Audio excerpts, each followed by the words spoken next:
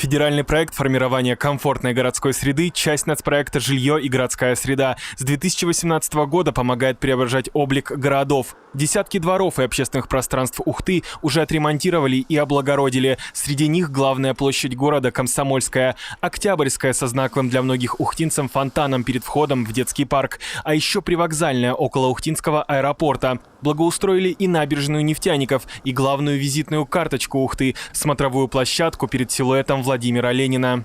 Не было вот этой смотровой площадки, не было таких ракурсов, все это было более-менее такое старое было, как-то невзрачненькое.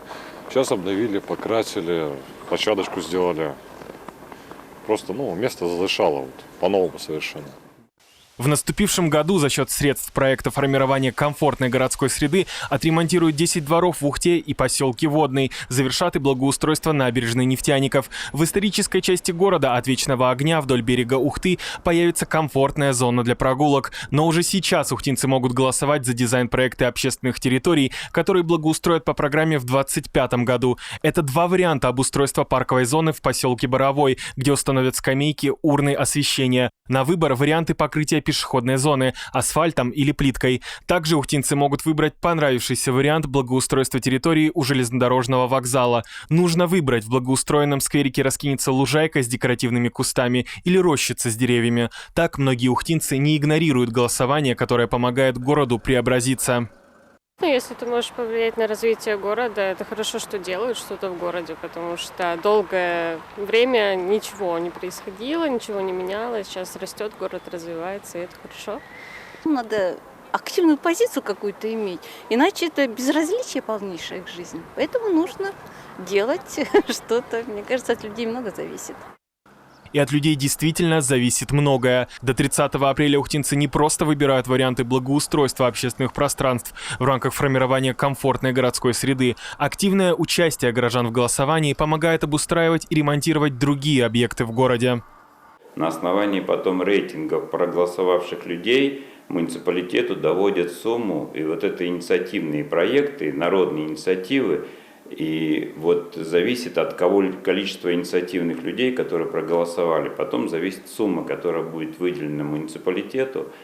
Если так для людей, то есть для жителей скажу, что мост в районе стоматологии мы отремонтировали именно на эти деньги, которые выделены после голосования. Нам были там в районе, по-моему, 9, не помню точно уже сколько миллионов рублей, но этот мост мы ремонтировали.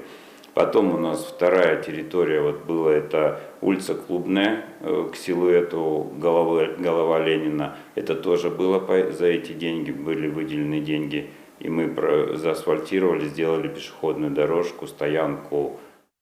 Сегодня за проекты благоустройства в Ухте отдали более 9000 голосов. Сделать это можно самостоятельно на портале 11.городсреда.ру. Голосовать за проекты благоустройства можно с 14 лет каждому, у кого есть подтвержденная запись на госуслугах.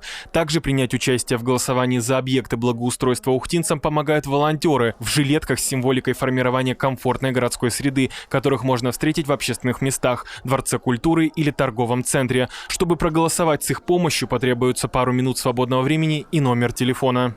Идентификация по номеру телефона необходима для того, чтобы не было фальсификации голосов. Не стоит бояться, потому что, если обратите внимание, когда голос отдается через волонтера и набирает номер телефона, то приходит код на телефон, и обычно от госуслуг приходит код, что пароль говорить нельзя. А когда приходит от волонтеров это СМС, там просто, что это код для подтверждения личности человека. Немногим более месяца остается до конца голосования за объекты благоустройства в рамках федерального проекта формирования комфортной городской среды. Однако возможностью помочь Ухте стать комфортнее и уютнее стоит воспользоваться уже сейчас. Для этого есть все возможности и условия. Роман Кирпа, Павел Лагутин, телеканал Юрган, Ухта.